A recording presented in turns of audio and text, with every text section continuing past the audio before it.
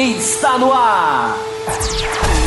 O mais tradicional podcast sobre corridas do Brasil. Os comentários e o debate sobre automobilismo de um jeito que você só ouve aqui.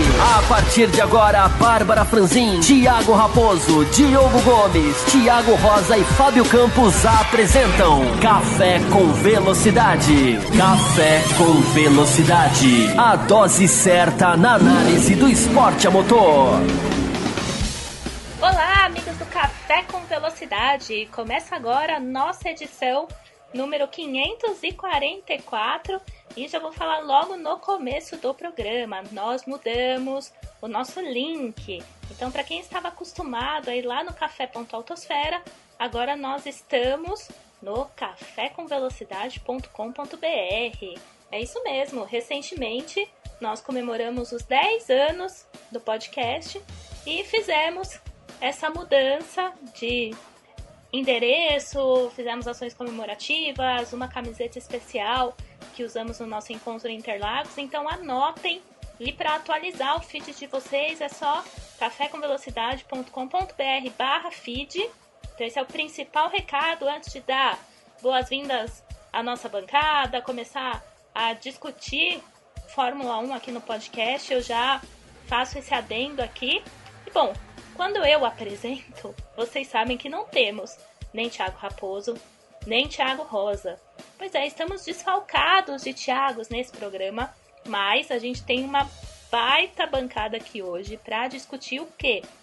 Tudo que aconteceu em Abu Dhabi, fim da Fórmula 1, né? A temporada 2017 acabou. Uma pinceladinha, talvez, no que a gente pode esperar para 2018, mas vamos com muita calma. Primeiro eu vou chamar ele que é daqui de casa, cada dia mais confortável em sua cadeira, chegando, dando suas opiniões, engrandecendo sempre o programa. Bom dia, boa tarde, boa noite, Di Gomes, que está lá, sem horário de verão, gravando um pouco mais tranquilo. Tudo bem por aí? Bom, já mando uma pergunta pra você, né? Dá pra salvar esse GP de Abu Dhabi ou não tem jeito, foi ruim mesmo? Grande Bárbara, prazer sempre falar com você, com os amigos da bancada e claro para todo o público do Café com Velocidade.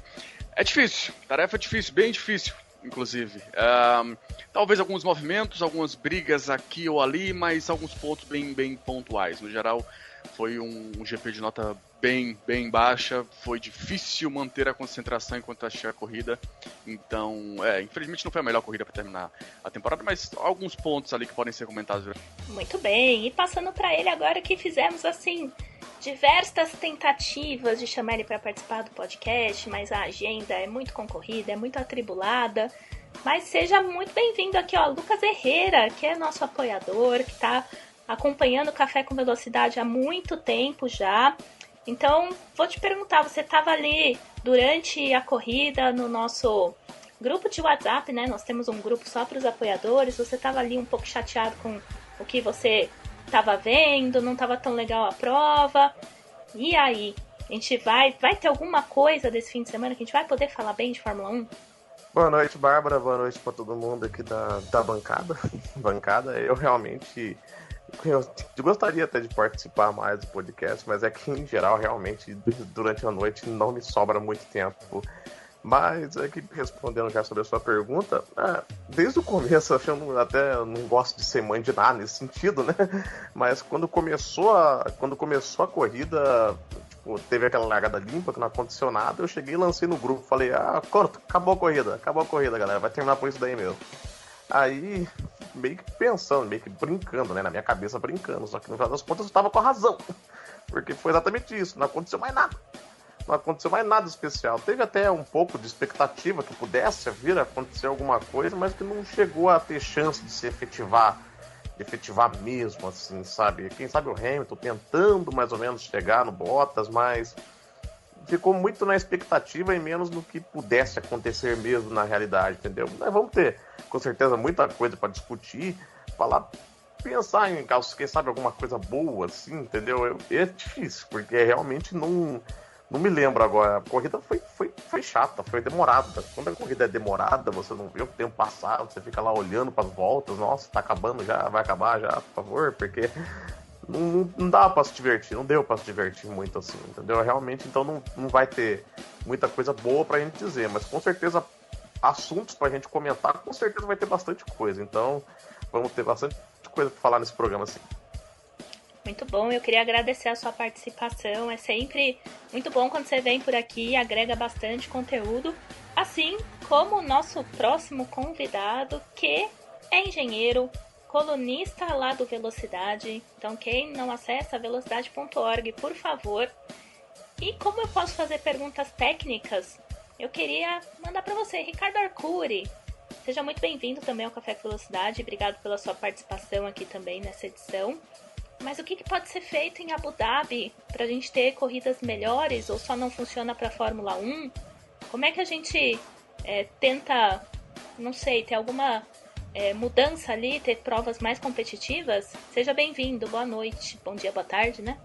Bom dia, boa tarde, boa noite, Babi, os amigos da bancada, os ouvintes Café com Velocidade. É sempre uma honra estar aqui participando, eu particularmente adoro, fiquei um bom tempo sem poder, mas o pessoal sabe que tem sido bem complicado, assim como o Lucas, né? A gente não consegue sempre, né?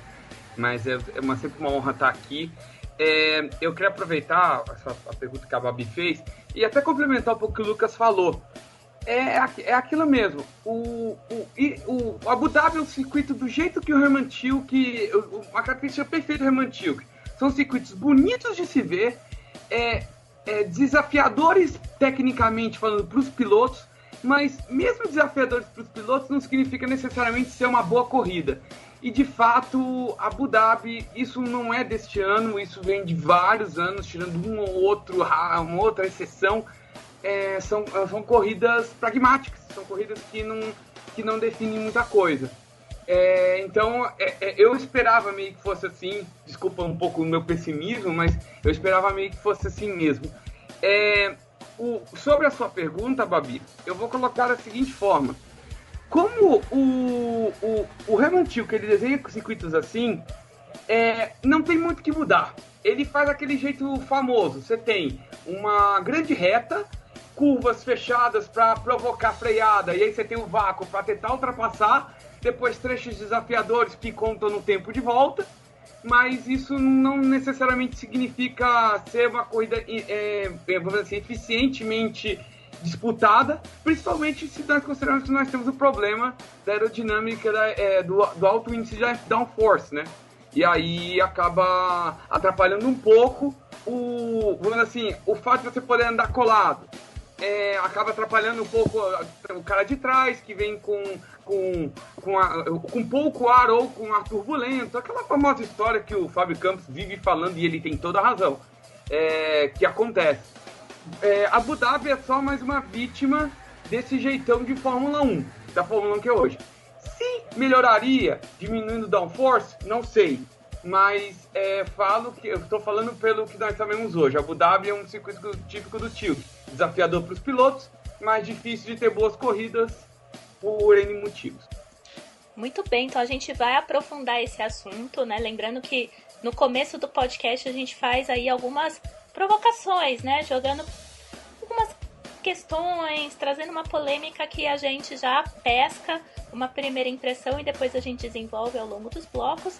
E agora eu vou chamar ele, que eu já tenho aqui uma pergunta desde sexta-feira engatilhada aqui, porque este membro da nossa bancada é muito twitteiro. Então eu fico ali no final de semana acompanhando o @campusfb, só vendo o que ele vai publicar, e ele me deixa muito curiosa. Então você já tá rindo aí no fundo, Fábio Campos. Eu queria te chamar, né? Bom dia, boa tarde, boa noite, seja bem-vindo ao programa, pra saber o quê? Você comentou no seu Twitter que da coletiva da Fórmula 1 a gente tem muitos temas para tratar aqui no podcast. Então queria que você desse uma pincelada, porque, claro, a gente vai falar da corrida, a gente vai comentar o pouco ou quase nada que aconteceu, mas esse lado que eu acredito que é muito mais o que vai acontecer, a gente também pode abordar aqui, com certeza vai ser bem interessante. Olá, Bárbara, olá para os meus colegas aí da bancada, que vão fazer hoje um café diferente, né, com convidados aí que nem sempre conseguem estar aqui, que hoje deram a honra da sua presença. Então acho que a gente vai ter um café bastante interessante. Se a gente for enveredar para esse caminho das pistas e dos arquitetos, a gente já vai começar um debate fervoroso, porque eu já acho que é um assunto interessante da gente tratar. Tava rindo aqui, porque você falou que espera os meus twitters no final de semana, que é justamente quando eu menos twito, porque esse final de semana eu tentei terminar de assistir a sexta-feira antes do qualifying do sábado, que foi impossível, e a mesma coisa, o qualifying quando eu terminei era madrugada, mas enfim, quando eu fui ver a corrida já estava em andamento, eu fui assistir mais tarde, então não deu para fazer nada. Normalmente final de semana no Twitter, os meus são raros. Dia de semana eu sou mais produtivo, digamos assim, lá no Twitter. E eu coloquei, inclusive, essa semana, nessa entrevista coletiva na sexta-feira, foi muito solta, né? Foi uma das mais, digamos, relaxadas, né? Com a primeira parte que tinha o Hamilton, o Vettel e o Ricardo. A ponto do Ricardo fazer a sala de imprensa inteira cair na gargalhada, o que não é nenhuma novidade. E o que independe da entrevista ser solta ou tensa, o Ricardo sempre faz das suas, quando ele disse, por exemplo, que entre os 3 que estavam ali sentados na bancada tinham 8 títulos mundiais, o que é a pura verdade. Entre ele, Hamilton e Vettel existem 8 títulos mundiais. E ele disse, então aqui somos 8, reunimos 8 títulos. Mas o que eu chamei a atenção dessa entrevista coletiva, que normalmente são muito sem graça, tem pilotos que não têm a menor vontade mais de participar, respondem de 1, 2 palavras, enfim. Até essas entrevistas precisam ser mudadas, entre as várias coisas que precisam ser mudadas. Mas como esse final de semana, eu acho que a marca da Fórmula 1 foi o extra-pista, né? O que se falou do superficial talvez seja um recorde. Não que tudo que se falou seja negativo, mas talvez seja um recorde, né, de assuntos que são extra-pista serem destaque na imprensa, enfim, nas redes sociais, mais do que o que aconteceu na pista, embora a reação do que aconteceu na pista tenha até me deixado satisfeito. Não veio ninguém com aquela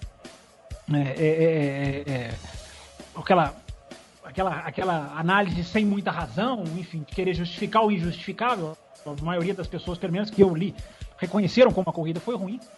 E na quinta-feira, se abordou muito sobre esse assunto. Na quinta e na sexta, aliás, louve-se também, né? Esse é o final de semana do extra-pista. Pela primeira vez, que eu saiba, um chefe da Fórmula 1 sentou numa cabine de transmissão de uma equipe de televisão e passou lá 30 minutos encarando perguntas dos comuns, digamos assim. Então esse é um parênteses que eu faço. Mas agora, para chegar, enfim, direto ao assunto, os pilotos falaram na entrevista coletiva algo que acabou virando um gancho para esse comentário que a gente vai começar do programa agora, que é o nível da corrida no domingo. Já na quinta-feira, os pilotos falaram o que a gente já sabe muito bem, mas o que me causa uma certa estranheza até hoje, os pilotos bateram muito, os primeiros minutos da entrevista, bateram muito na questão dos carros, de como os carros de 2017 são máquinas difíceis de se domar, são carros desafiadores, são carros que exigem fisicamente, mas são carros que não ultrapassam, mas são carros que não podem ultrapassar, mas são carros que não favorecem a ultrapassagem. Esse é um assunto que a gente começou a falar em 2016 aqui, aliás a gente já fala há muitos anos, mas dos carros de 2017 a gente começou a falar em 2016, e fica o ponto de interrogação. Em algum momento alguém vai mexer nisso? Em algum momento, ou em que momento, talvez a pergunta mais adequada seja, em que momento isso vai começar a ser atacado, isso vai começar a ser mexido? Porque todos sabem, todos fazem o diagnóstico. O Ross Brown deu uma entrevista, mais uma vez, mostrando uma clarividência perfeita. Mas enfim, até pra gente entrar no programa, essa é a pergunta. Quando vai começar, quando a Fórmula 1 vai começar a mexer naquilo que realmente ela tem que mexer, ao invés de outras coisas que não são tão urgentes, embora, claro, tudo tem o seu tempo, ninguém chega mudando de uma hora para outra, a gente releva tudo isso. Mas a pergunta fica, quando que esses carros vão começar a ser mais carros de corrida e menos carros para serem visualmente admirados pelo público na arquibancada e na TV? E depois dessas questões todas aí já bem profundas no início, na abertura do nosso programa, a gente fica com um bloco de Fórmula 1. Se eu fosse vocês, eu não perdia.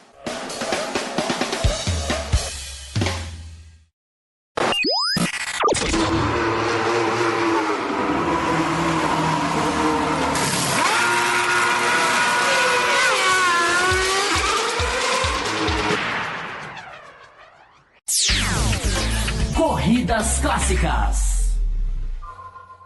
Agora sim, pessoal, a gente vai começar esse bloco de Fórmula 1, que já tinha mãozinha aqui nos bastidores sendo levantada na abertura, todo mundo querendo comentar, então acho que foi um excelente início de programa. E já tem aqui então a primeira pessoa que eu já vou convocar aqui, puxando o gancho do Fábio Campos na abertura, né, falando sobre carros, ultrapassagens e tudo mais. Ricardo Arcuri, você acha que esse é um fator aí que acaba fazendo com que Abu Dhabi não receba provas tão interessantes, né? Já trazendo também o gancho pro que a gente viu esse final de semana, né? Que é a nossa principal discussão nesse primeiro bloco, né? Por que a gente teve essa corrida tão sem graça, né? Para não usar o termo chato, né? Que eu vi tantas mensagens com esse termo que eu até vou mudar um pouquinho, mas diga lá o que você acha disso tudo, se você quiser responder o Campos, né, nesse começo de bloco aqui no Café. Vamos lá, Babi. Na verdade, eu queria só dar uma complementada ao Campos. A sua pergunta eu respondi no começo. Não sei se com os carros com mais peso ou menos peso aerodinâmico, ele melhoraria. Você até levantou uma bola aí, depois que a gente estava conversando, sobre a corrida da Fórmula 2, que a Fórmula 2 foi melhor. E, de fato, a Fórmula 2 corre com menos carga aerodinâmica. Pode ser, sim, um indício de que com menos carga teríamos corridas melhores, tá? Mas eu prefiro deixar essa questão em aberto até um dia que a gente pudesse fazer uma verificação melhor. Na verdade, eu queria só dar uma corroborada no que o Campos falou agora na apresentação dele a respeito de aerodinâmica, como os carros estão carros estão mais rápidos, mas não estão provocando boas corridas. De fato, é isso mesmo. Os carros esse ano estão com downforce maior, foi uma mudança técnica para 2017, pensando em torná-los rápidos. Tornaram, tanto que praticamente, se não me engano, foram em todas as corridas do ano, praticamente todas, os recordes foram baixados, os recordes dos V10, tá? De 2004, de Rubinho, de Montoya, de Schumacher, foram batidos este ano. E realmente, eles estão muito mais rápidos, isso indiscutivelmente. Você vendo o carro on-board, sem se ligar, sem se preocupar muito, você repara que eles estão mais rápidos, tá? Mas aí, essa carga aerodinâmica superior atrapalhando a corrida. Mas uma coisa que eu venho pensando... isso é com meus botões, eu não comentei com ninguém, vocês são os primeiros com os quais eu estou pensando, partilhando isso. Eu estou vendo mudança, eu estou vendo que essa insistência deles em manter aerodinâmica, downforce alto, para garantir desempenho e tudo mais, aí você muda, o carro vai mudar, não, continua a mesma coisa, meio que dá esse murro em ponta de faca. Eu tô achando que tá chegando num ponto que isso vai acabar. Eu tô achando... Desculpa, eu tô sendo otimista, mas eu tô vendo que esse otimismo, vai haver uma mudança, quando em 2021 vai haver uma mudança nos motores. Eu acho que eles vão aproveitar e vão mudar o carro também. E vão deixar o carro com menos downforce. E aí acho que vai ficar da vontade do que todo mundo quer. A maior prova disso é que, primeiro o resultado que não funcionou, certo? Que nós estamos vendo, o carro tem tanto downforce quanto mais downforce no ano passado e continua sem conseguir ultrapassar se não tiver a asa móvel. A Liberty é uma companhia americana que pensa diferente. Isso já seria um fator que já me daria otimismo. Sem dizer outra coisa, a Indy já está partindo para essa vertente também. O carro da Indy esse ano vai ter muito menos downforce. E isso pode estar começando a se tornar, vamos dizer assim, uma tendência. Por isso que eu tô otimista relativo à Fórmula 1, de num futuro próximo, mudar completamente o conceito de downforce, de força, vamos dizer, de quantidade de downforce existente do carro, tá? É uma coisa que eu tô vendo agora para os próximos anos, eu tô sendo otimista, eu acredito, e acredito que vai ter uma mudança, talvez, quem sabe, nos próximos 3 anos. Arcuri, isso é interessante a gente entrar nesse assunto, até porque foi muito legal ver o Chase Carey, que até para explicar, porque na abertura a gente tenta sempre ser o mais conciso possível, às vezes até sem conseguir, né? E eu falei a questão do chefão, né, que é o Chase Carey, né, o senhor do bigode, para quem não associa ainda os nomes certinhos das pessoas, falando do bigode todo mundo sabe quem é. que passou o primeiro treino livre, ele ficou respondendo as perguntas, né, na cabine da Sky Sports. E me impressionou, várias coisas me impressionaram. A gente tem que ser muito cuidadoso nessa questão da Liberty Media americana. Ela é americana, claro, mas a questão técnica é totalmente capitaneada pelo Ross Brown. Mas o Ross Brown, eu já pude perceber que ele tem... ele é a palavra final mesmo. Acima, provavelmente, até do Chase Carey, porque me impressionou como o Chase Carey sabe pouco de Fórmula 1. Como o conhecimento dele é muito superficial. O que não faz com que ele seja um mau dirigente. Pelo contrário. O fato do Bernie Ecclestone ter se transformado em 3 pessoas, que a gente já chamou aqui no café, a gente já explicou sobre isso aqui no café, que são tudo que o Bernie Ecclestone fazia, agora 3 pessoas fazem, e o que é ótimo, porque além de ser 3 pessoas, ao que parece, muito capazes, embora eu vá ter sempre um pé atrás com o Ross Brown, mas a capacidade dele a gente não pode duvidar. Ou seja, tá na cabeça de um inglês toda essa questão da mudança técnica. E eles estão absolutamente cientes, o Arcuri. Isso aí que vai na linha do que você estava falando. Você vê a entrevista deles, eles estão absolutamente cientes dessa questão aerodinâmica. Não há uma alienação, se é que já existiu em algum momento, mas existia o varrer para debaixo do tapete. Na era do Bernie Ecclestone, corrida boa era a 8ª, 9ª prioridade. Talvez 10ª, se entrasse algum outro contrato mais importante na frente. 11ª, diria o outro. Agora existe uma pessoa, repito, Ross Brown, que vai trabalhar para mexer essa parte técnica. Não só a parte técnica dos carros, como a parte financeira, essa parte que está em ebulição nesse momento. É por isso que eu acho que a gente tem sempre... A gente está vivendo o invisível da Fórmula 1, ainda mais agora nessa parada, a Fórmula 1 vai ficar mais invisível ainda nas suas férias.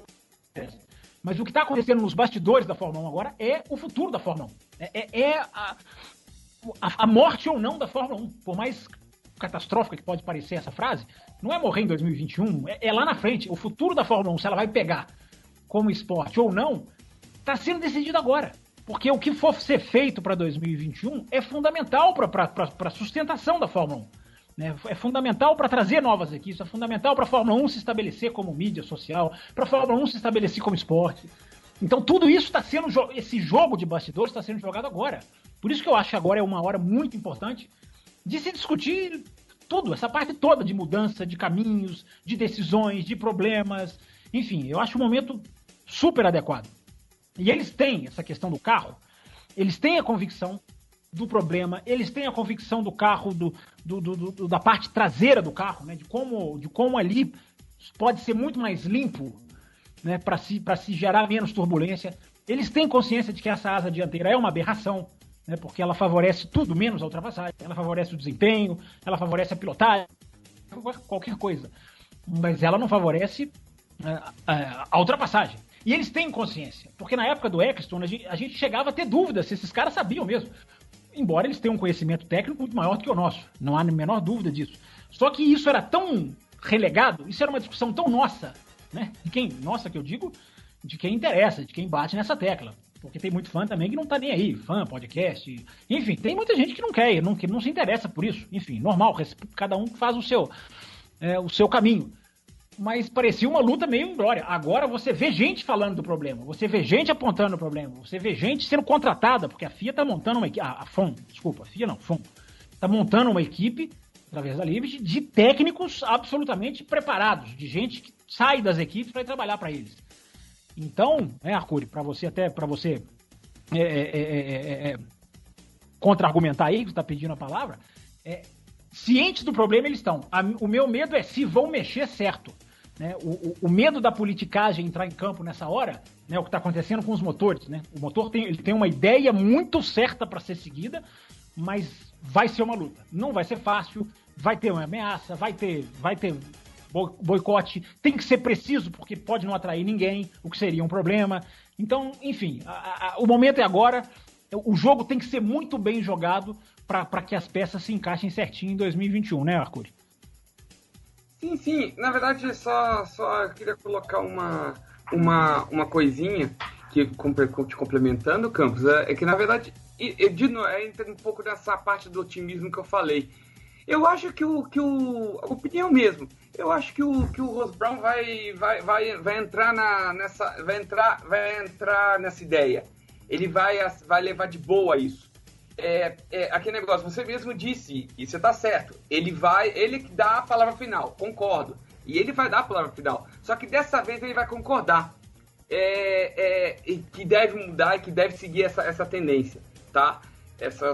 Eu acho sinceramente que ele vai. Ele vai capitaneando isso, não. Ele já tá apresentando a mudança para todo mundo. Ele tá sendo o cara que falou: precisa mudar. Esses motores, ele deu uma entrevista esse final de semana em que ele falou: esses motores são inviáveis de continuar. Então, ele tá absolutamente capitaneando. Tomara que consiga, né? Vai sim. Eu só tô, realmente, eu acho que todas essas mudanças, tanto o motor quanto a parte aerodinâmica, vão ser, entre aspas, aprovadas. É isso que eu queria dizer. Manda abraço. E só mais uma coisinha, até pra gente colocar aí o Diogo e o Herrera na discussão, antes de você falar, Herrera, agora eu tô vendo aqui que você pediu a palavra. Por exemplo, vou dar um exemplo. É uma coisa que tá sendo meio guardada a 7 chaves. O Halo, né, cuja Fórmula 1 abre os seus cockpits para ele a partir de hoje, né? A gente pode dizer que... Eu já nem sei, o Diogo talvez saiba se os testes dessa semana vão ser já com ele. Eu acho que talvez ainda é cedo, né? Mas, enfim, próxima vez que os carros entrarem na pista mais oficialmente, digamos assim, é com o Halo. É uma aberração tão grande que já existe um novo projeto de um Halo completamente diferente para 2021. Eu já falo essa informação até para tranquilizar o ouvinte que, como eu, lamenta demais a introdução dessa peça que é simbolicamente uma tristeza, mais do que esteticamente. Né? Não vai ser como ele é. Até esse projeto aerodinâmico, para complementar o que o Arcudi falava, ele já tem um projeto de carro para 2021. Neste projeto há um Halo já completamente diferente. Mais fino, alguns dizem que pode ser inclusive até todo ele na vertical, não ter no horizontal. Enfim, existem já várias propostas, mas já existe um Halo praticamente definido para 2021. Meu caro Lucas Herrera, entra na discussão, por favor. Então, Campos, só ia falar que é muito engraçado até. Eu sempre penso isso daí quando eu vejo que o Ross Brown diz que o que ele acha, o que ele acha que as coisas têm que ser, o que ele acha que tem que mudar, tudo mais. A impressão que eu tenho é que quando o Ross Brown fala, eu ouço o Fábio Campos falando. Porque o ponto dele... Por quê? Você acha que minha voz se parece com a dele? Ele tem uma voz tão rouca, tão bonita. Não, tipo assim, é que ele realmente, os pontos que ele diz são muito parecidos com o que você repete há muito tempo. Essa questão que ele não gosta de asa móvel, ele acha que asa móvel é desnecessária. Ele fala, por exemplo, e já disse daí já que os carros deveriam conseguir, chegar mais perto do outro. Várias coisas, direto eu vejo... as coisas que ele diz assim, pelo menos me lembra muito vários pontos que você toca. Que especialmente essa questão que eu vejo, que eu lembro da asa móvel, isso daí de um carro conseguir seguir o outro. Então eu penso mais ou menos assim que ele realmente tá olhando para esse lado. Ele, se for realmente sendo ele, aparentemente vai ser, aparentemente é ele que vai tomar as decisões que tiver que tomar. Eu penso que teoricamente a Fórmula 1 vai seguir para um caminho, vai seguir mais ou menos para esse caminho. Se vai dar certo ou não, aí não tem como a gente prever muito, né? Porque muitas vezes a intenção é ótima e acaba não dando certo. Não dá pra gente ter certeza disso, né? É só ver mesmo até que é até engraçado, porque todo ano, até fazendo uma comparação aqui mais ou menos, tá falando da Liberty Media, falando de americano, vou falar um pouco de NASCAR. E todo ano, não tem um ano que a NASCAR não mexe alguma coisa. Não tem um ano que a NASCAR não mexe alguma coisa. Todo ano vai subir o spoiler disso, o outro vai ficar 5 centímetros mais baixo, tantos milímetros, não sei o que. Todo ano mexe alguma coisa. Em vários momentos melhora, em outros piora. Não é. A intenção pode até ser boa, mas nem sempre chega num resultado que não chega assim no resultado esperado. Mas eu penso que vontade eles estão tendo. A intenção, pelo menos, eles estão tendo de fazer corridas melhores. Que eu vi até... Acho que foi o próprio Ross Brown que chegou a citar isso daí, que ouvi uma reportagem do Grande Prêmio metendo pau na corrida de Abu Dhabi, falando que a Abu Dhabi tem que sair da Fórmula 1, falando que não tem que ter corrida mais lá, que a pista é horrível, tudo mais, metendo pau, um gosto na pista de Abu Dhabi em si. E eles falaram que o Ross Brown chegou a falar isso, a qualidade das corridas é essencial. Que isso é o que foi essencial, que as corridas precisam ser boas. Então eu acho que intenção, pelo menos, eles estão com intenção boas. Se vão conseguir ter o sucesso, aí a gente vai ter que ver. É isso mesmo, você falou muito bem. Na questão, a diferença para a NASCAR, né, é que qualquer mudança de grande amplitude na Fórmula 1, ela gera custo muito grande, né, que é o que algumas equipes já começaram a chiar. Né, e eu sou um daqueles que lamento 2021 está tão longe, né, porque amarrados pelos contratos do Bernie Eccleston, qualquer mudança drástica nós temos que esperar. Vamos fazer as contas, embora sejam simples. Vale a pena fazer as contas com o ouvinte. 2018, 2019 e 2020. São 3 temporadas. 3 temporadas. A gente tem uma certa... Eu tenho um certo otimismo, assim como o Arcuri, de que, primeiro, a gente vê uma Fórmula 1 que tem uma perspectiva de um equilíbrio entre Ferrari, Red Bull e Mercedes, talvez até, já sendo super otimista aí, a chegada da McLaren, para nossa alegria, minha e de Diogo Gomes. Mas aí é um otimismo bem, ainda sem grandes bases. Tudo bem, a gente viu esse ano algumas disputas, mas disputa sem disputa, né? Coisa que a gente entra daqui a pouco. A questão toda, eu concordo com você. Ouvindo as entrevistas do Ross Brown, eu chego a ficar em pé. Falo, não é possível, o cara tá falando tanta coisa, né, que eu concorde. E logo o Ross Brown, de quem eu discordei a vida inteira, praticamente. Só que por exemplo, a questão dos motores, né? A gente sabe que eles estão lançando agora as ideias, mas a gente não sabe em 2021 como que essas ideias serão implementadas.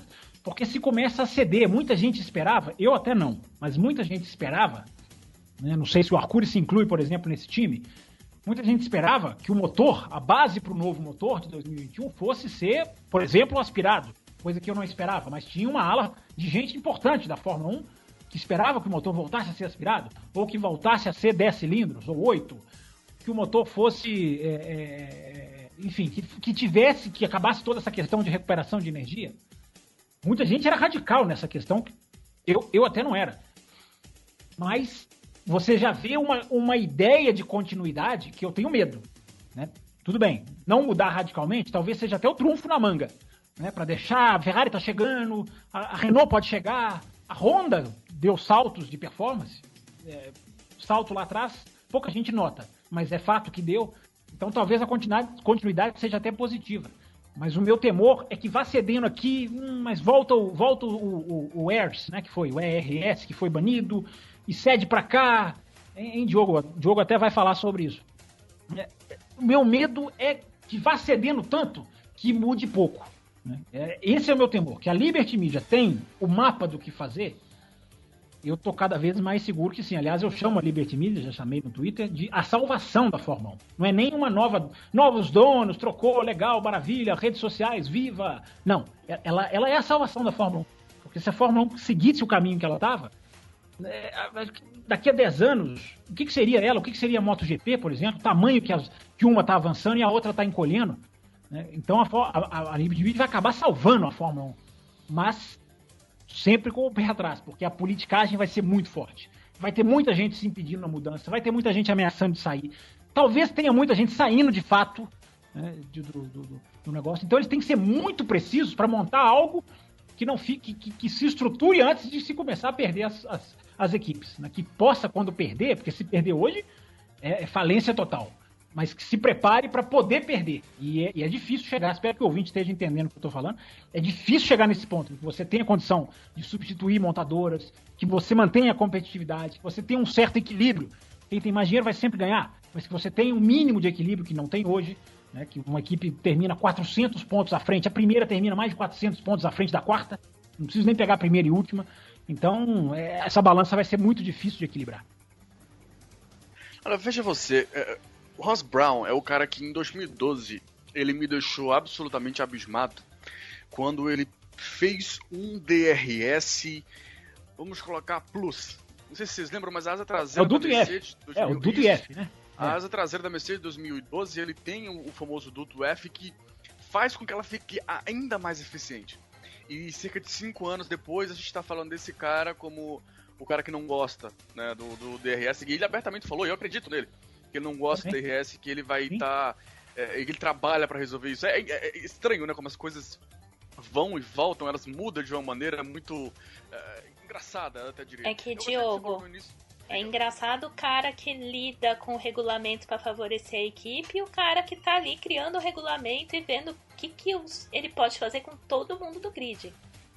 Exatamente. E é por isso que é essencial recrutar esse pessoal, que é algo de vocês falou, perdão, não lembro de qual, que é algo que eles estão fazendo agora. Agora não, já tem alguns meses isso intensificando.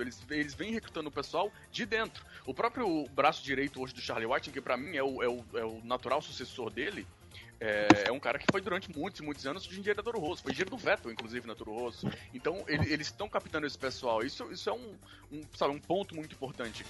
O Chase Carey, eu tinha notado isso antes, e eu vi essa entrevista do Treino Livre 1 também, né, Sky Sports. Ela foi muito reveladora e deixou muito claro, porque ele não fez o menor esforço para falar, olha, eu sou um especialista em Fórmula 1. Ele não fez um esforço, ele foi honesto. E claro, é meio que o Zac Brown na McLaren.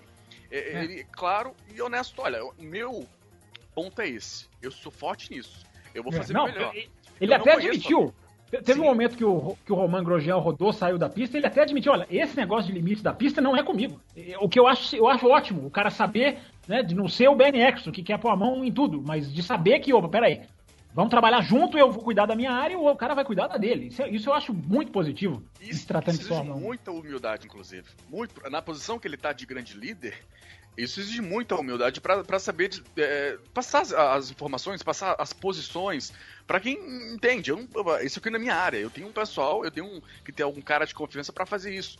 E isso vem sendo delegado e eu venho gostando da maneira como as coisas vêm funcionando ali. Claro que parte comercial e tudo mais é difícil pra gente ler, e algo que vem a longo prazo, então vai ter que se esperar. Mas todo esse modelo Liberty, e olha que eu não sou lá um dos mais excitados com toda essa mudança e tudo mais, mas todo esse modelo líder, ele me anima bastante. Esse início de trabalho, poxa, tem um ano aí, mas ainda é início de trabalho. Exatamente por conta dessas coisas que nós falamos com relação a contratos e ano e tudo mais. O trabalho deles não vai começar a mudar amanhã. Amanhã é a mudança de logo, amanhã é o início de pensamento, o início talvez de mudanças, mas bem início disso. Isso vai ser bem lá pra frente que vai começar a aparecer e vai ser necessário ter paciência pra isso. Enquanto isso, nós já até falamos aqui durante o ano, vai se retocando, vai colocando uma logo que é inútil e não faz a menor diferença, mas que, enfim, gera debate, enfim, tudo isso aí vai ser mudado. O programa sendo apresentado por quem ele está sendo apresentado hoje, eu tenho certeza que nós seremos questionados se gostamos do logo ou não. Eu tô ansioso. Eu estou ansioso para responder. Mas eu tenho certeza que mais lá na frente abordaremos esse assunto. Não tem mais. Temos ouvintes falando sobre isso. Não posso deixar de trazer isso pro programa. Melhor ainda, então. Melhor ainda. Eu só queria dar uma desse programa, mas tudo bem. Não, só uma completar no que o Diogo, que o Campos falaram a respeito do Ross Brown, né, ter mudado de lado. Eu sempre me lembro da história dele em 2009, quando ele tava com a Brown GP, a história do difusor duplo. Porque ele chegou durante que em 2009 foi uma outra mega mudança que teve técnica na Fórmula 1. E durante a discussão técnica, ele falou assim, eu levantei uns pontos, um deles era o difusor duplo, e os caras, tipo, vamos proibir, não, tanto faz, tipo, eles não deram de costas, deram de ombros pra história de difusor duplo. Ele olhou e, então tá bom. Foi lá, colocou e você viu o que deu. Só pra lembrar aí, né? Teve essa parte também. Ele viu o buraco, é aqui que eu vou. E ganhou um campeonato, assim, falando das contas. Justamente, ele aproveitou a brecha que ele tentou mostrar pros outros que tinha, ninguém deu ouvidos, ele aproveitou e foi campeão do mundo com uma equipe criada às pressas, né? Quem diria. Deixa eu aproveitar, eu tinha pedido a palavra que é para falar um pouco de motores, porque é o seguinte, dessa regra de 2021, vou contar um pouco do que se trata essa mudança. Uma das principais mudanças, e aí entra a história do alguns querem motor aspirado, devo dizer muito claro e direto nisso, não vou mais adentrar, mas se não voltar o motor aspirado, nós vamos ser uma categoria monomarca de motor Ferrari, tá? Mas isso, papão, passou.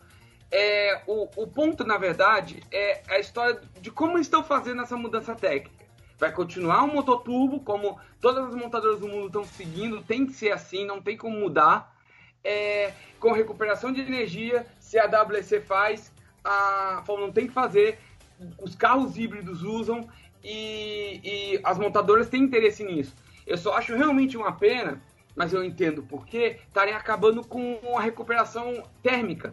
Porque, assim, essa recuperação térmica não é algo novo, é algo novo para carro, mas é algo novo, vamos dizer assim, tecnicamente falando. Indústrias costumam usar isso, reaproveitar a temperatura vamos dizer assim, dos gases de emissão, que quando eles saem da caldeira, saem a 900, 800 graus, eles aproveitam essa energia, eles aproveitam parte dessa temperatura, aí retiram essa parte, aí então o gás sai mais frio para o ar, né, para o ambiente, e essa temperatura é reaproveitada, você acaba usando para outra coisa, às vezes para aquecer um banho, para aquecer um ambiente, enfim, você pode usar para diversas coisas.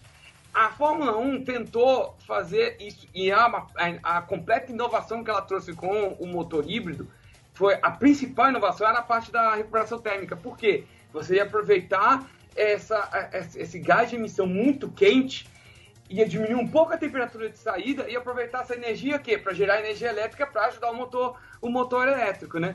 Só que esse é o ponto mais caro, é o ponto que deu mais problema e por motivos matou o som. Esse gerais. É mataram o som, né?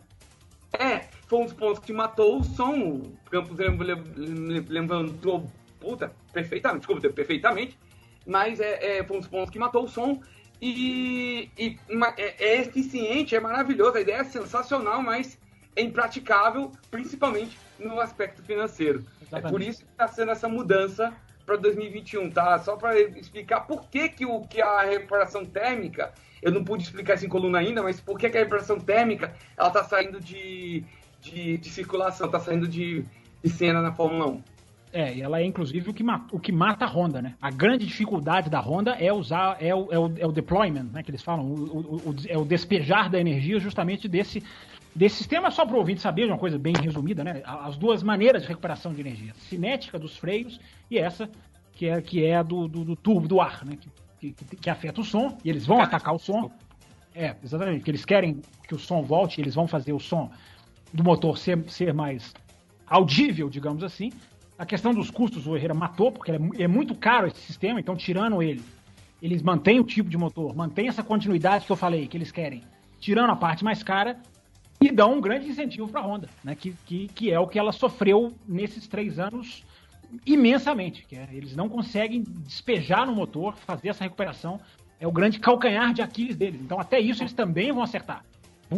Esperam eles equilibrar mais os motores que tem uma diferença muito grande entre eles hoje, né? Deixa eu só colocar um adendo a isso. Não é só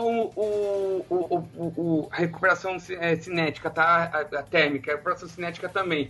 O problema na Honda foi principalmente a história do Size Zero criado pelo Peter Prodomou, que era a ideia de você ter o cofre o menor possível para privilegiar o aspecto aerodinâmico que o carro teria. Só que o que acontece? Com isso, eles precisavam deixar o sistema de arrefecimento muito diminuído. E como o arrefecimento desse sistema tem que ser por líquido, porque o ar não dá conta, tem que ser densidade de líquido para ter uma maior poder de retirada de calor e tudo mais, tem que ser por líquido. Para ser por líquido, você tem que fazer dutos maiores, ou seja, tem que fazer literalmente um encanamento, né? E a Honda tinha problemas com isso, porque para caber naquele cofre que a McLaren queria, não era suficiente, a vazão não era suficiente. Então isso causava aquele problema da Honda ter até um carro bom no qualify, mas chegava na corrida e não andava nada porque superaquecia o sistema todo. Isso também tem a ver, tá? Essa história do sistema de arrefecimento subdimensionado por força do projeto. Queria só abrir uma discussão assim, ela é totalmente ligada a essa que vocês estão falando. É só um ponto que assim, é até engraçado que eu vou dizer aqui agora, mas tipo, estamos todos falando das mudanças que vai acontecer para 2021 e tudo mais. E eu tenho uma coisa que nunca saiu da minha cabeça, que foi falada pelo saudoso Thiago Raposo, que não está entre nós hoje aqui, mas que isso é uma coisa que ele falou e eu nunca esqueci isso daí que ele falou. E nos últimos programas eu sempre tenho pensado em levantar esse tema, eu esqueço de mandar e-mail e esqueço de comentar. Aproveitar que eu tô por aqui hoje, vou falar. Você vai levantar no cara a cara, então. Exatamente, vou levantar e tipo, eu vou dizer. Não é nem dizendo exatamente que eu tenho essa ideia. É tipo assim, eu na verdade isso é uma dúvida até que eu tenho na cabeça. Eu não sou nem tipo, eu tô levantando essa bandeira aqui, que é isso que eu acho que é correto. É uma coisa que eu tenho dúvida, queria saber o que vocês acham.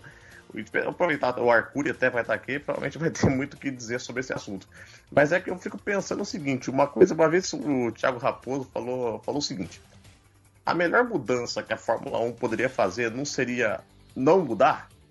Tipo, eu fiquei pensando, eu falei, esse ano agora, a Renault tava começando, teve um monte de problema no final do ano aí, até com a questão do Toro Rosso especialmente, mas a Renault, tipo, teoricamente ela tá ficando um pouco mais perto do que era a impressão que eu tive, pelo menos.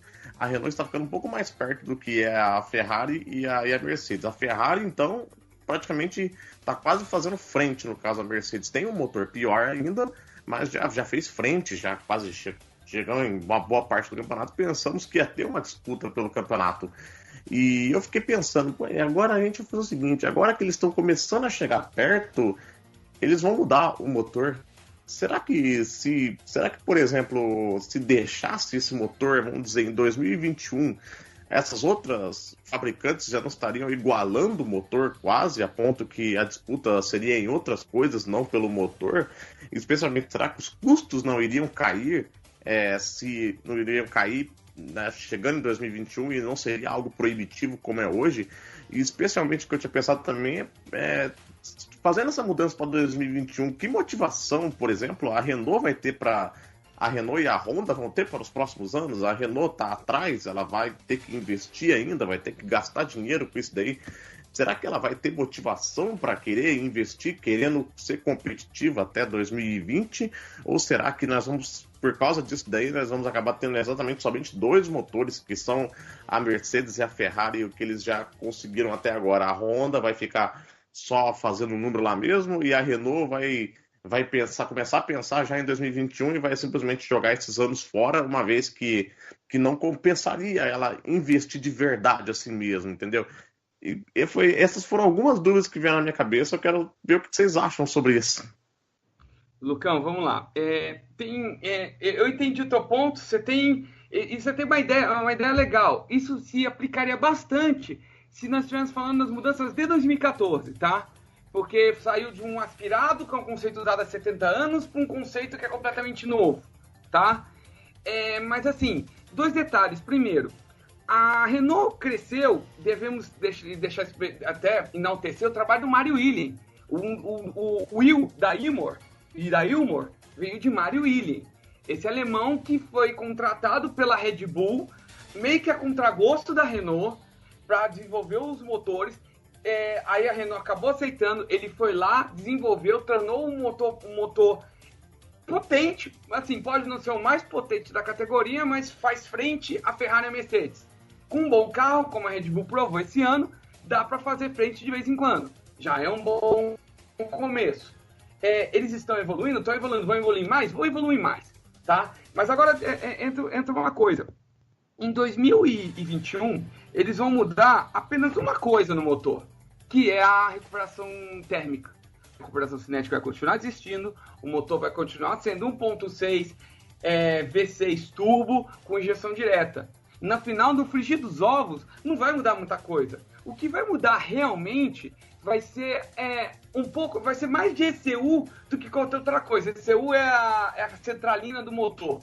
Porque ela vai ter não é a centralina, mas o computador do motor todo. Porque ele vai ter que trabalhar agora. Agora só é recuperação cinética. Como que vai funcionar? Não vai ter mais a térmica. Como é que vai ser esse comportamento de passar energia? Isso vai ser algo testado. Mas não vai ser uma mudança drástica como foi de 13 para 14. Não vai assim influenciar tanto. O motor térmico vai continuar a mesmíssima coisa. Então, eu não vejo mudanças eu não vejo mudanças nesse aspecto. Em matéria do financeiro, vai ficar até mais barato, porque agora você está, ou dizendo menos caro, né? Porque agora você vai estar lidando com uma recuperação a menos, que era justamente a mais problemática, né? Então, eu vejo, infelizmente, dói no coração do engenheiro não ter mais recuperação térmica, mas eu entendo o lado, por que tem que estar se fazendo, pelo financeiro, até pela resistência do motor também isso ajuda, e isso tudo vai ser benéfico para a categoria, tá? Respondendo a sua pergunta inicial, tem que mudar sim. Eu vou usar um bom exemplo dos anos 90, que teve pouquíssimas mudanças técnicas e por muitos anos os carros não ultrapassavam. Tanto que isso, a Indy acabou, a Indy barra kart, né, na época já havia acontecido a decisão, acabou pegando um certo público dos fãs de corrida, não digo nem os brasileiros roxos que vão torcer para o brasileiro, mas os fãs mesmo, acabou pegando porque a kart e a Índia tinham ultrapassagem, a Fórmula 1 não tinha mais. Então isso acabou meio que cansando um pouco aqueles que queriam mais emoções em corrida. Isso mostra que tinha que ter tido uma mudança a respeito muitos anos atrás, eu estou falando de quase 20 anos atrás, e não agora, né? Por isso que eu acho que é benéfica a mudança. Mas é aquele negócio, não adianta nada ficar mudando, e como nós falamos, eu e o Campo já comentamos, ficar dando murro em ponta de faca, né? Ou até mesmo o Diogo também, né? Pelo amor. Ficar dando murro em ponta de faca, continuar com o mesmo, errando a mesma coisa, também não adianta nada. Que a mudança seja efetiva, mas que tinha que mudar, tem. Obrigado, gente. Principalmente, eu entendo o lado do Lucas, e até pensando por esse lado, nós temos mais 3 anos desse mesmo regulamento, né? Claro que vão ter mudanças pequenas, para 2018 sai a famosa barbatana, sai isso, sai aquilo, mas não são mudanças gigantescas. Então eu até acho que eles vão ter aí alguns anos para meio que chegar, ou meio que aproximar da Mercedes nesse modelo atual, e em 2021 vem a mudança maior, para, enfim, gerar tudo isso que a gente sabe que precisa ser mudado. Então, eu gosto desse modelo, por um lado, por mais que eu pense que eu me recuso a usar o termo nova Fórmula 1, mas que essas mudanças podem trazer para 2021. Não, mudou o logo, falou em nova era. Você não tem noção. Enfim, deixa pra lá. Isso aí. O que eu fugi de rede social para não passar raiva esse final de semana é um negócio que eu não conto. Mas, por mais que eu queira essas regras de 2021, pensando para esse lado do Lucas, você tem alguns anos aí também para esse pessoal chegar junto. O que eu acho que vale aí é o desafio. Eu acho que no regulamento anterior, com os V8 aspirados, chegou em um momento ali, até 2008 mais ou menos, em que você ainda tinha alguma diferença de motores, eu diria. Depois disso, a coisa fica padronizada num nível muito forte. Eu acho até isso que o Arcuri falou sobre uma inviabilidade no retorno para os aspirados, por exemplo. Você tinha um Mercedes talvez um pouco mais forte, mas a Renault, que era campeã, a Ferrari estava junto, mas enfim, era muito parelho, sabe? Para 2021, você entra com essa mudança maior, você reabre essa possibilidade, e durante esses anos aqui você tem um espaço para essas outras montadoras se aproximarem. Assim, eu acho que o principal problema agora, já batido o martelo de que esse motor vai mudar, passa a ser questões aerodinâmicas. Eu não acho que em 2021 deve vir questões aerodinâmicas fortes, mudanças fortes. Eu não acho que para 2018, 2019 devem vir mudanças fortes, mas mudanças pontuais são necessárias.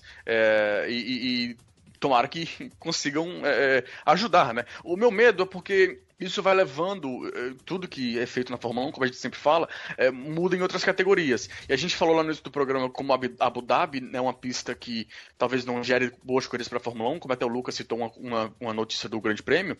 A Abu Dhabi não é ruim para a Fórmula 1, a Fórmula 1 que é ruim para Abu Dhabi.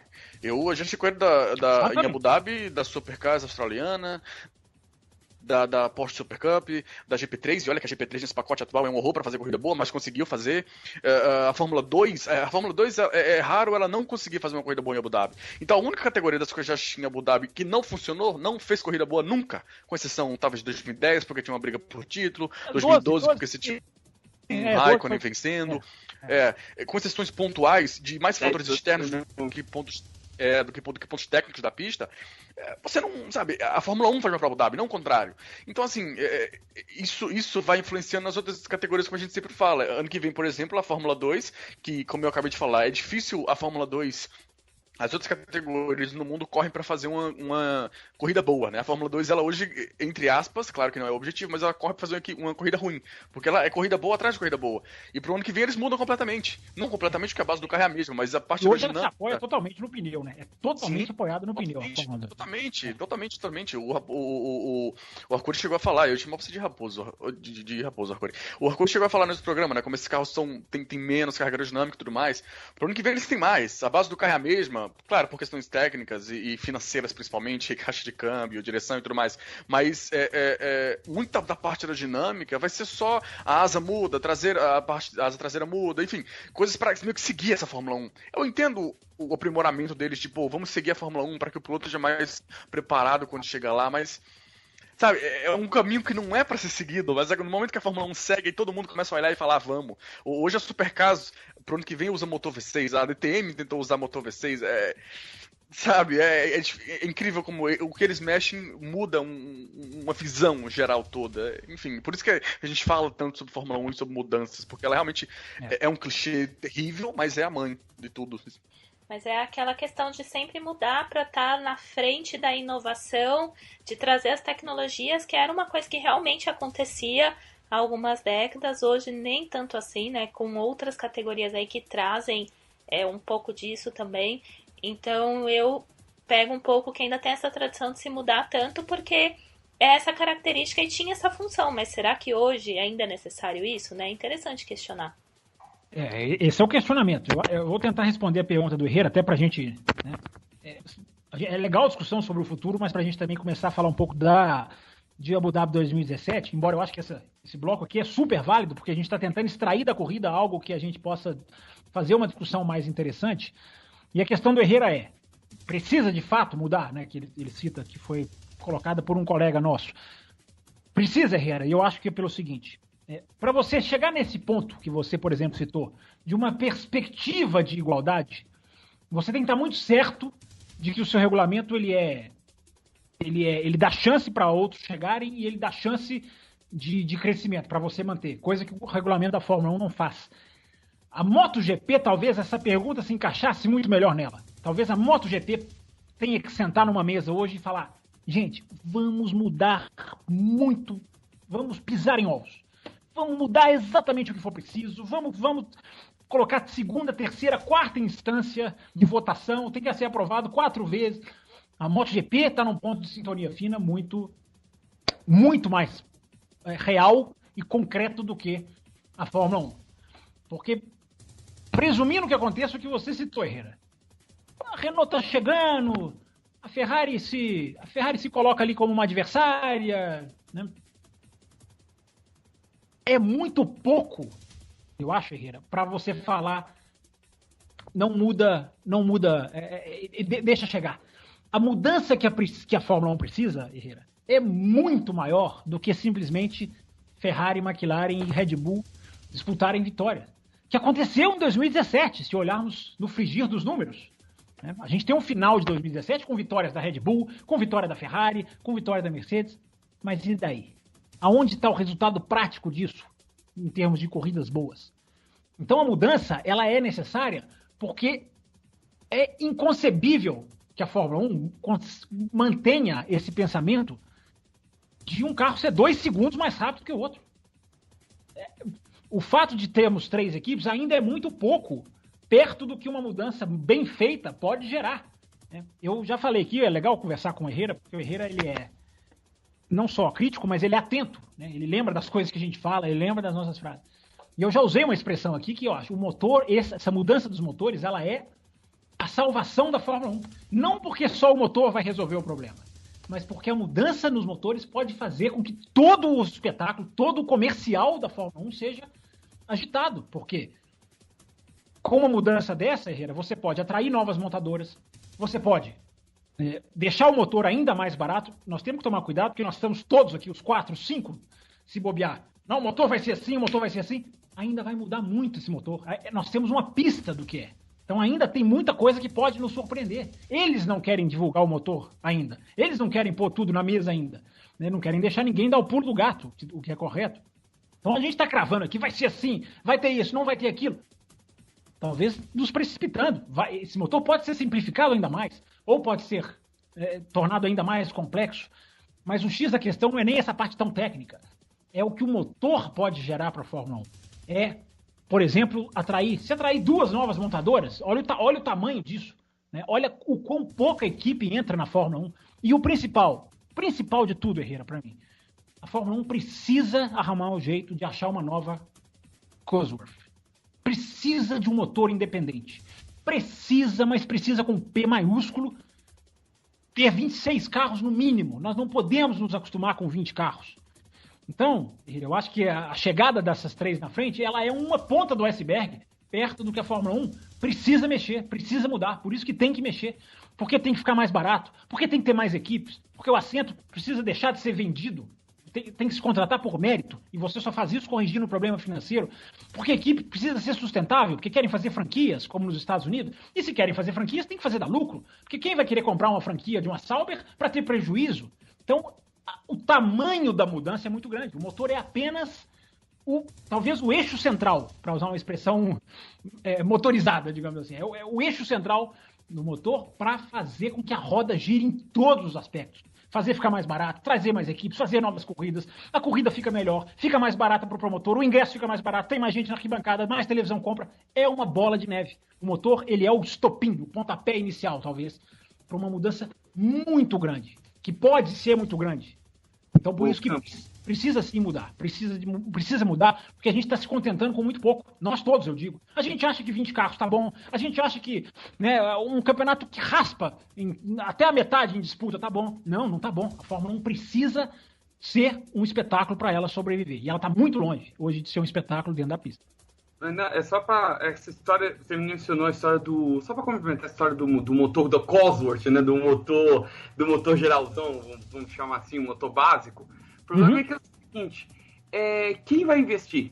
Porque, querendo ou não, para fazer mesmo que seja um projeto mais simplificado do que era em 2014, quem vai investir a gente costuma fazer uma conta em montadora que é a seguinte, para você, uma linha de motores, se paga, vamos dizer assim, para você pagar uma linha nova de motores, você precisa ter 10 anos de venda de carro, tá? Por que eu tô dando essa referência? Para você ver como fica caro. Então, eu fico pensando, tá, uma Cosworth vai lá faz esse motor, cede para, sei lá, para 4, 5 equipes e algumas equipes novas, fecha o grid de 26 carros. Nossa, você fala, para mim isso era um sonho, tá? Acontecendo. Mas quem que vai bancar essa bodega? Esse aqui que é o ponto da questão. Aí, Arcuri, entra para mim um papel que eu cobro sempre de federações e confederações, principalmente no Brasil. Aí tinha que entrar a senhora excelentíssima Federação Internacional de Automobilismo. Aí tinha que entrar o senhor Jean Todt, sempre muito perdoado por todos. Aí tem que existir um trabalho, um projeto comercial, um projeto de investimento técnico, um projeto que cria uma subcategoria, talvez uma preliminar da Fórmula 1 para uma montadora que deseja fazer isso. Olha o tamanho da visibilidade que teria. Enfim, eu estou dando aqui ideias assim, super superficiais, para ficar bem... Você está dando as ideias da MotoGP, né? Pega lá a Moto 3, a Moto 2, bota a KTM para maturar 3 anos lá, e depois a KTM sobe para principal. Pega, dá uma tapa na cara da Honda e da Yamaha e fala, ok, você quer sair? Posso sair. O campeonato é meu. Eu quero Centralina padronizada. O campeonato é meu. Você quer ficar, fica. Você não quer? Com licença. Exatamente. É isso. Para a Fórmula 1 poder falar isso para uma Mercedes, até para uma Ferrari, porque se a Ferrari sair hoje, eu vi vocês discutindo num programa que eu não estava, essa questão, a Ferrari sai, não sai? A Ferrari sai hoje, leva talvez 2 equipes junto. Não pode, hoje está na mão. É o que o Herrera já deve ter cansado de me ouvir falar aqui. É o estar na mão das montadoras. Precisa sair da mão das montadoras. Tendo uma empresa, o Arcuri está certo, é preciso ter um projeto, é preciso ter um principalmente comercial, mais do que técnico, talvez. Embora se o motor for entrar para ser o suporte, ele tem que ser competitivo, ele não pode tomar 2, 3 segundos. Então o motor tem que simplificar. É por isso que eu falo aqui há anos, e tem gente que me joga o sapato até hoje.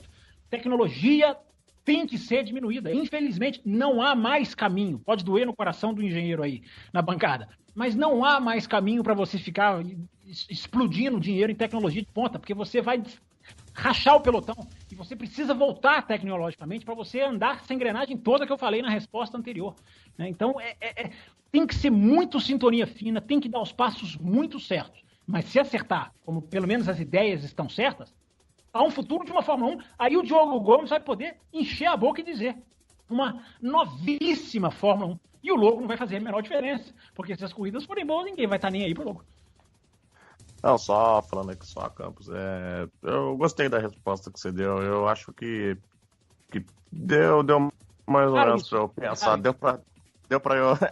não, eu gostei, eu não tive muita resposta pra te contradizer. Então, acho que isso faz bastante sentido, sim. Eu fiquei pensando nessa questão que você disse, que é que, tipo, é mais do que... Eu não acho que, tipo assim, que mais do que 3, 4 equipes competitivas, que seria mais do que já é hoje, entendeu? Eu gostei, acho que faz sentido, sim. Se quiser, eu acho que você tirou minhas dúvidas, assim, pelo menos por enquanto. A princípio, eu acho que sua resposta foi boa, assim. Depois eu... Aprovou, o Herrera aprovou, que é raro, hein? Se eu vier com mais argumentos depois, eu irei contar, eu irei falar. Por favor, agora, o resumo da resposta, em poucas palavras, chega de mudancinha. Chega dessas chacoalhadas de regulamento em que só inverte a era. Da era Ferrari, passa para a era Red Bull, passa para a era... Está na hora de mudanças reais, está na hora de mudanças estruturais. Chega de ver uma Force India com um trabalho excepcional de tirar o chapéu sem ter a menor chance de fazer nada. É preciso dar chance das coisas acontecerem. As coisas não acontecem hoje na Fórmula 1, para não ser para poucos. A âncora tá calada há um tempão, não sei se ela tá brava. Não, eu tô deixando fluir aqui. Não, tô deixando fluir. Pois é, não, mas a gente tá nesse primeiro bloco, a gente vai encerrar, mas tem um comentário aqui do Josué Fraga, que é bem interessante, gente. Acho que ele não sabia a pauta e acabou acertando sem querer. Exatamente. Comentário interessante, quem diria, o do Josué, vamos ver. Olha que maldade, hein? Ele não está falando por nós, hein, Josué? Qual falaram de mim aqui? Não, ele estava falando um pouquinho sobre a mudança de logo da Fórmula 1, né? Mudança de identidade, que, enfim, a gente comenta um pouco mais pra frente. E ele diz que acha desnecessária essa mudança, porque o que deveria realmente ser discutido de maneira intensa pela Liberty Media, como o motor, que é basicamente o mesmo e quase nada muda, o Halo, indesejado por 9 das 10 equipes, novas etapas e novas equipes na competição. Então achei interessante ele trazer esse assunto aqui, que casa com tudo isso que a gente falou. Então nossos ouvintes, eles são maravilhosos, né, gente? Ele deve ter gostado muito então da discussão, eu espero que o ouvinte tenha gostado, porque a gente vai falar um pouquinho mais da corrida, embora não tenha muito.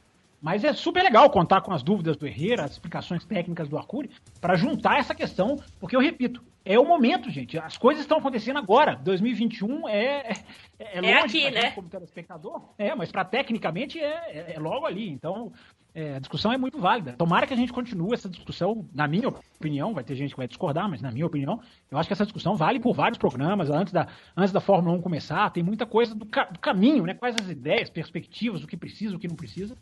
Enfim, @CampusFB, hein? 119 dias disso. Até porque faltam 119 dias para a Fórmula 1 começar na Austrália. Eu já coloquei hoje lá no Twitter que vai ser 119 dias de discussão mesmo. Não vou parar para ficar analisando férias de piloto. Vamos continuar discutindo Fórmula 1. Que só mais uma coisinha só, Campos, que eu lembrei aqui agora, que eu não acho que você não respondeu essa parte. Acho.